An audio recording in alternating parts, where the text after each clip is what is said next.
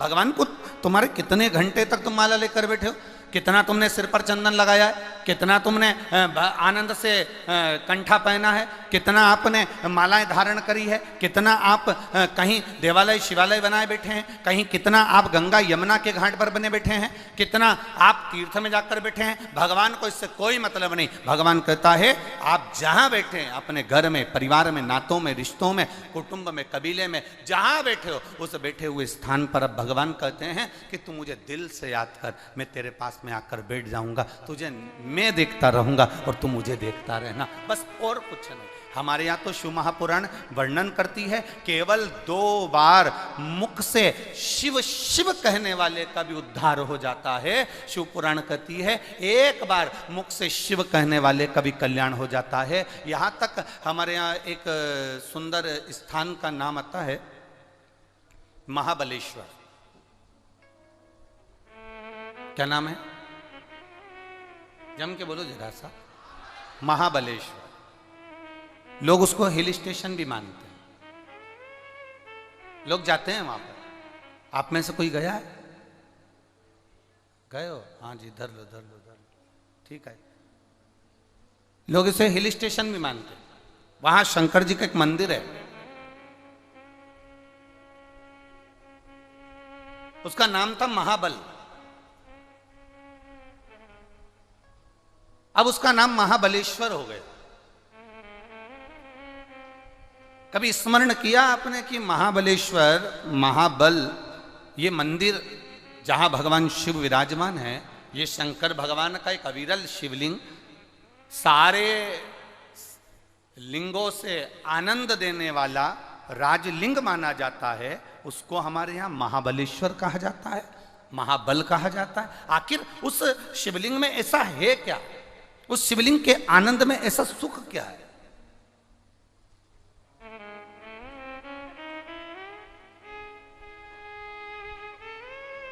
एक ब्राह्मण की एक बेटी थी जिसका नाम था सोमनी। बड़ी सुंदर थी, उसके चेहरे पर एक आकर्षण था, केश लंबे, मुखाग्रविंद सुंदर, स्वरूप सुंदर। ब्राह्मण ने सोचा कि मेरी बेटी बड़ी हो गई है, अब इसका विवाह कर देना चाहिए। अब ब्राह्मण ने विचार कर कर उस सोमनी का विवाह एक ब्राह्मण बालक से कर दिया। बालक भी बड़ा सुंदर था, बड़ा आकर्षण था उस बालक के चेहरे।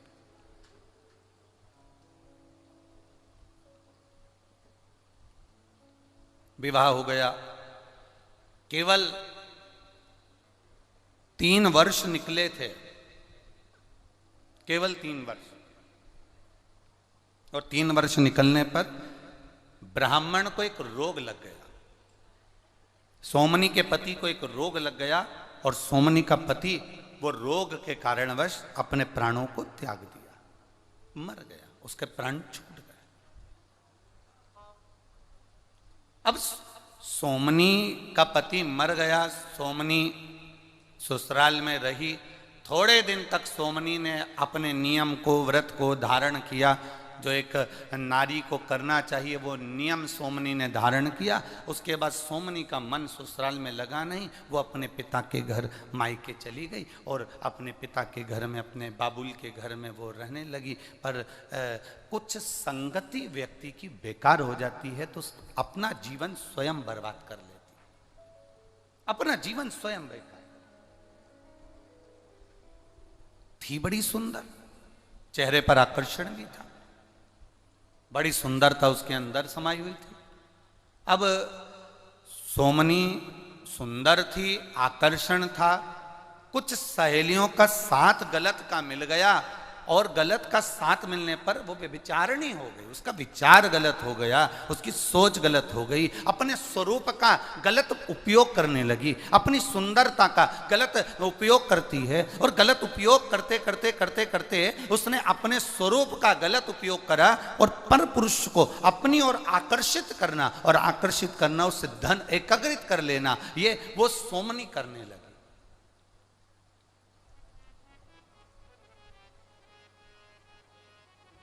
वो सोमनी कर रही है। एक विचार अपने अंदर उतार कर रखिएगा मेरी जीजियों, एक विचार अपने अंदर उतार कर रखना मेरी बहनों। अपने अंदर एक विचार को लेकर बैठना कि हमारी सुंदरता, हमारा स्वरूप, हमारी देह, हमारा शरीर, हमारी सुंदरता, शिव पुराण कहती है ये किसी को लूटने के लिए या किसी को बर्बाद करने के लिए नहीं, हमारी सुंदरता भगवान के भजन के लिए प्राप्त होती है, भगवती स्मरण के लिए प्राप्त होती है।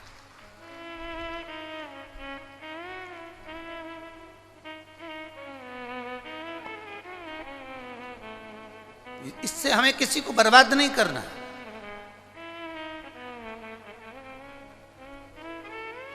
इस सुंदरता से हमें किसी को नष्ट नहीं करना है। सोमनी ने अपनी सुंदरता का फायदा उठाया, पर पुरुष गमन करने लगी।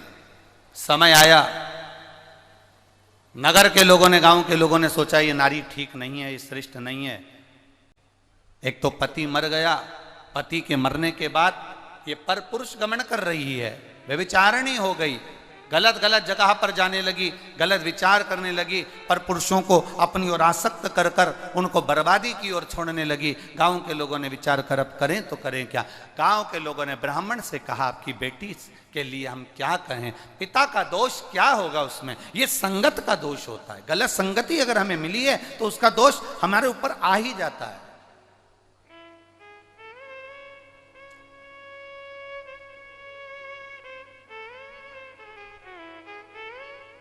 आप लोग इतनी इतनी दूर से आए हो, बैठे हो, कोई 2 दिन पहले, कोई 1 दिन पहले आया होगा, पंडालों में आकर विचार, उसने अपनी बिछात करी, बैठा, विश्राम किया। 5 दिन आप बाबा की शरणागति में हैं, 5 दिन आप बाबा के चरणों में हैं, 5 दिन आप गलत विचारों से दूर हैं, 5 दिन आपको आपके घर का स्मरण नहीं है। घर वालों फोन भी लगाएंगे आपको तो इतना भीड़ होने के कारण आपका फोन नेटवर्क नहीं पकड़ेगा और फोन आपका लग नहीं पाएगा। इतना भीड़ होने के कारण ना तो फोन का नेटवर्क मिलेगा, ना आपकी घर पर बात होगी, ना कोई रिश्तेदार से बात होगी। अब आप अकेले हो और बाबा और आप श्री शिवाय नमस्तुभ्यम मुख से जपते रहो। भगवान जो प्रसाद आपको दे दे वो प्रेम से पाते रहो और भगवान की कथा का स्मरण करते रहो। 5 दिन आप अपने भीतर भगवत भजन को अंदर से उत्साहित कर रहे हैं, भगवत भजन को आनंदित कर रहे हैं। 5 दिन आप भगवान की